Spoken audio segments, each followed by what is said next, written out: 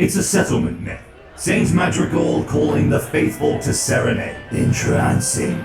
If one of these puppets strikes another, or perhaps makes some flatulent gas emission, please do let me know. Unlikely. The subject matter in these shadow theatres is generally historical, liturgical, the fall of Van Dyer, Macharian conquests, lives of the saints and that kind of thing. If you prefer farce. For all my eons, I cannot understand how you draw anything meaningful from this drivel. You know the Empire will have to destroy these humans eventually, correct? To study a culture gives one an indication of where it came from, sometimes where it's going. What we learn can be extrapolated to other species. Besides, we will need some tools. You notice, for example, that this musician's battle melody weaves in the Song of Serenade. I did not, and care not to. In fact, why do we not agree that this portion of the inquiry will be your purview? It's getting dark. It's time to move. That performer, the one with the tatty crown. King Mischief, yes. He has a third arm. Indeed. One of the performer's arms is false, I noticed. It allows his free arm to perform the mischief, picking pockets or planting incriminating evidence. A pickpocket?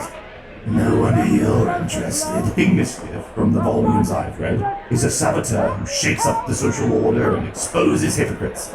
The scripts are, I understand, tightly vetted by the administration.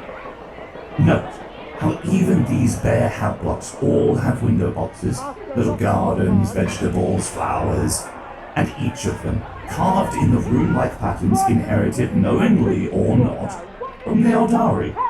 Fascinating, isn't it? Short-lived vermin borrowing from long-lived degenerates. I don't understand your fascination with humans, Trazyn. I admit they have their poor qualities, certainly. Unrefined, without question. Superstitious, no doubt. And primitive. Fractious and grasping as well. Besides, their biology is disgusting. Everything they consume for energy eventually kills them. Their digestive tracts are literal colonies of bacteria, and their reproductive system is the same as their waste elimination system. Did you know that? It's true. I've done the dissections. Yet despite all those difficulties, they've done a great deal in the galaxy. Their empire may, in time, eclipse the extent that ours was at its height. Perhaps it does already. They have not the coordination to tell. They are born weak, mature slowly, and have short lifespans. And in a galaxy packed with creatures that come into the world fully grown and armed with fangs and armored with bone, they have still managed to become the dominant force through technology and will. Remind me a bit of us. Or rather, how we used to be. Ambitious but short-lived. We had greater technology, and their lives are much longer than ours were. Not by much, not really. Particularly given that they cannot use stasis crypts during star voyages as we did. Oh, they artificially extend them with drug treatments and augmetics, or the awful surgeries of the Astartes. But that is a very small minority. Most are, overall, adjusted to their short lives. They consider it enough. They know nothing better. Our truncated, tumor-cursed lives have to be lived in the shadow of the immortal Old Ones.